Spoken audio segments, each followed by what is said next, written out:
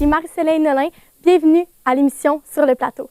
Aujourd'hui, nous allons parler de gastronomie éco-responsable en compagnie de Lia Chaillé, grâce à une entrevue qu'elle a eue avec la compagnie Sojadici de l'Estrie.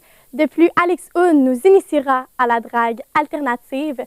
Par la suite, nous parlerons des défis que l'on peut rencontrer lors de la production d'un court-métrage en compagnie d'Hubert Côté. Éléonore Charland nous parlera de Roxane Miles, une étudiante qui fait partie de la comédie musicale du Cégep de Jonquière et qui a passé à l'émission Quel talent! Pour débuter, nous parlerons d'un documentaire sur l'anxiété créé par un élève de 5e secondaire en compagnie de Victoria Caputo. Bonjour Victoria. Bonjour Marie-Soleil. Victoria, comment s'appelle le documentaire qui a été réalisé par l'élève de 5e secondaire? Le documentaire se nomme La Corde sensible et comme tu l'as souligné, il a été réalisé par un élève de 5e secondaire. Il s'appelle Majoric Robert, il a 16 ans, il vient de Vaudreuil-Soulanges en Montérégie et il jongle entre ses études et ses nombreux projets. Pourquoi a-t-il choisi de faire un documentaire sur l'anxiété? Lors de notre entrevue, il m'a confié qu'elle a décidé d'aborder le thème de l'anxiété parce que c'est un trouble dont il souffre au quotidien. Et ce projet lui a permis de s'ouvrir l'esprit. Il souhaite également, grâce au documentaire, de permettre à ceux qui le visionnent et qui souffrent aussi d'anxiété d'être plus à l'aise d'en parler. Puis, comment son entourage a réagi face à l'élaboration de son projet? Il m'a confié avoir été traité de fou par son entourage.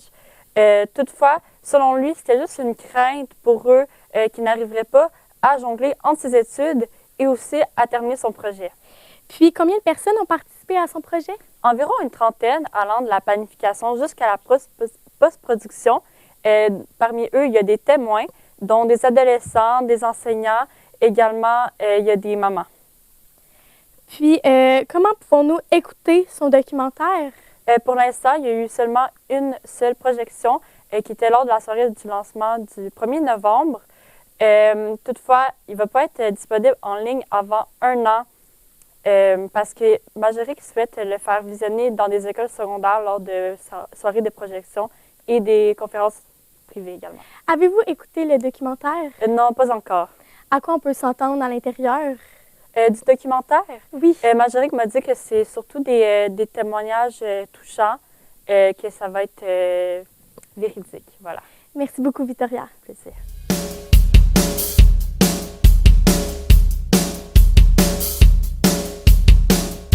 Notre prochain sujet sera une étudiante du Cégep de Jonquière qui fait la comédie musicale et qui a passé à l'émission Quel talent! En compagnie d'Éléonore Charland. Bonjour Éléonore. Bonjour Marie-Soleil. Éléonore, qui est l'étudiante et quel rôle jouera-t-elle dans la comédie musicale? J'ai interviewé Roxane Miles, donc elle jouera le rôle de Jo March. C'est le rôle principal dans la comédie musicale Little Woman. Puis, comment son passage à l'émission Quel talent! A influencé son choix de faire partie de la comédie musicale? Roxane m'a raconté qu'elle vivait beaucoup d'anxiété dans les dernières années et que son passage à Quel talent lui a donné le courage de poursuivre ses rêves. Et donc, jouer dans une comédie musicale, c'était l'un de ses rêves qu'elle a réussi à aller chercher. Quel type de stress a-t-elle dû surmonter afin de monter sur scène à l'émission? Roxane est une fille de région.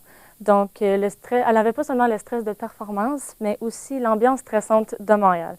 Donc, elle m'a dit qu'elle a l'anxiété des foules. Donc, se ramasser à Montréal avec la présence permanente d'un grand nombre de personnes, c'était pas une chose facile pour elle à surmonter. Puis, qu'est-ce qui l'a poussée à mettre en pratique immédiatement son expérience? C'est en fait un commentaire que Serge Denoncourt lui a dit qu'il l'a amené à faire ses démarches. Donc, il lui a dit qu'elle la reverra sur scène dans 3 ans. Puis, elle s'est dit après ça qu'elle devrait commencer à pratiquer si elle voudrait faire la scène. Compte-t-elle continuer dans cette voie de carrière? Non, Roxane va étudier en enseignement l'an prochain, un autre de ses rêves qu'elle voulait réaliser. Mais elle restera ouverte aux opportunités de scène qui se présenteront à elle. Par exemple, elle dit aussi qu'elle offrirait son aide volontiers dans les prochaines comédies musicales du Cégep de Jonquière si l'équipe lui demandait. Parfait, merci beaucoup Éléonore. Merci Marie-Soleil.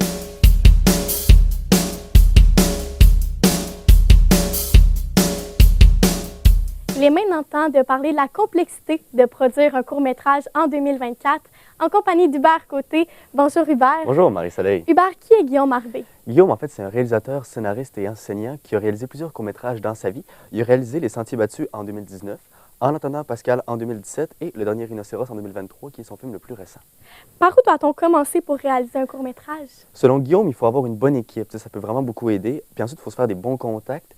Puis après ça, il va falloir faire du repérage. Donc maintenant, savoir où qu'on peut tourner le film. Puis également, si on a les droits de tourner le film à certains endroits. Parfait. Puis, quelles sont les principales tâches de la production? En premier lieu, il va falloir trouver une histoire à raconter sur papier. Ensuite, il va falloir l'adapter de la meilleure manière à l'écran. Puis ensuite, ben, il va falloir savoir comment on va devoir tourner le film. Donc, par exemple, le matériel qu'on va devoir utiliser, etc. Quels sont les défis qui peuvent influencer la difficulté du métier?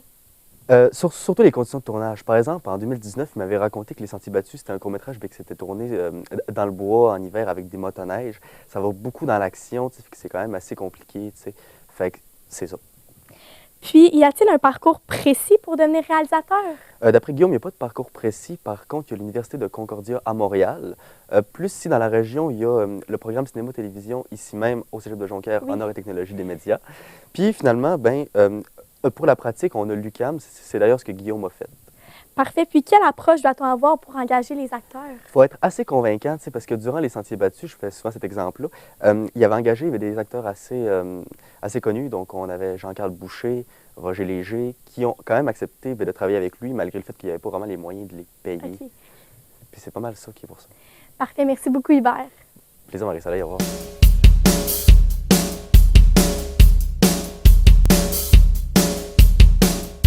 Il est temps d'explorer une nouvelle facette de la drague alternative avec Alex Hood. Bonjour, Alex. Bonjour Marie-Soleil. Alex, qu'est-ce que la drague alternative? Donc la drague alternative, c'est un côté du drague qui exerce la surprise. On ne sait jamais à quoi s'attendre.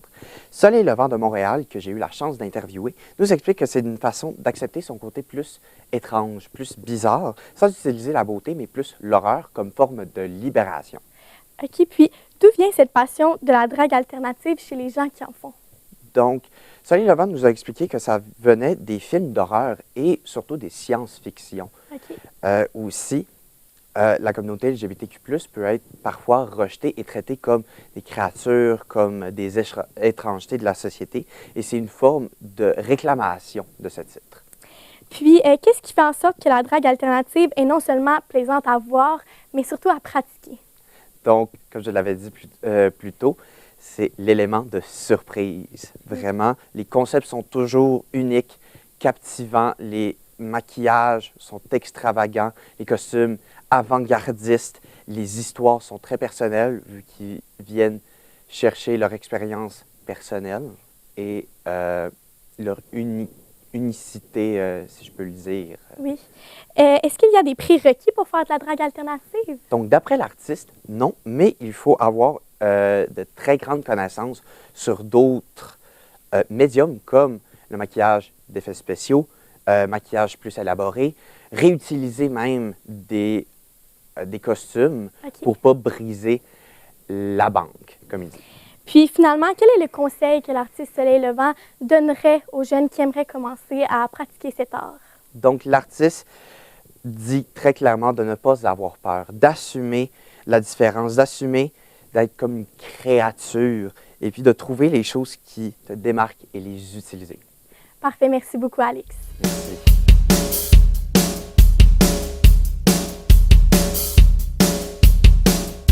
Nous allons maintenant aborder le sujet de la gastronomie éco-responsable en compagnie de Lia Chaillé.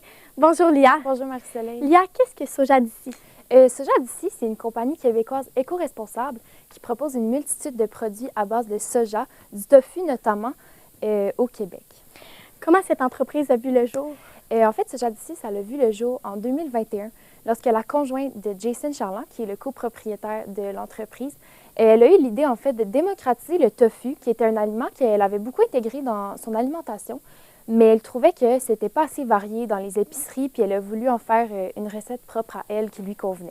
En quoi l'industrie du soja est-elle éco-responsable? L'industrie du soja, c'est éco-responsable parce qu'en fait, ça prend beaucoup moins de ressources que l'élevage bovin, par exemple. Ça demande beaucoup moins de soja pour créer un bloc de tofu que de viande pour avoir une quantité de protéines suffisante. De plus, le Soja d'ici, c'est une compagnie québécoise. Donc, ils distribuent partout dans la région du Québec, mais ça évite le transport outre-mer avec les cargaisons et le pétrole, évidemment. Où pouvons-nous trouver les produits de Soja d'ici? Soja d'ici ont des points de vente vraiment partout au Québec. Ils distribuent le tofu, notamment dans des épiceries près de chez vous, pas mal n'importe où. Cependant, à Racine, en Estrie, qui est la ville natale des propriétaires de soja d'ici, il y a une boutique, donc un pied à terre, où on peut retrouver non seulement le tofu, mais tout plein d'autres produits. Il y en a davantage là, qui sont à base de soja et c'est frais et super accessible. La compagnie a-t-elle déjà fait face à des difficultés depuis ses débuts? Pas nécessairement. Jason Charland, à qui j'ai parlé, qui est le copropriétaire de l'entreprise, m'a dit que tout allait super bien pour eux, que l'entreprise va de bon train. Cependant, il m'a affirmé que de partir une compagnie à base de rien et de ne pas nécessairement avoir de connaissances dans le domaine, ça peut être difficile, mais tout va bien pour eux. Merci beaucoup, Lia. Bonne journée. L'émission touche déjà à sa fin. Je tiens à remercier tous nos journalistes de l'émission d'aujourd'hui. Je remercie Lia Chaillé, Victoria Caputo, Hubert Côté, Éléonore Charland et Alex Hood. Je remercie également nos techniciens en studio et vous, nos chers téléspectateurs. Je vous souhaite une bonne journée.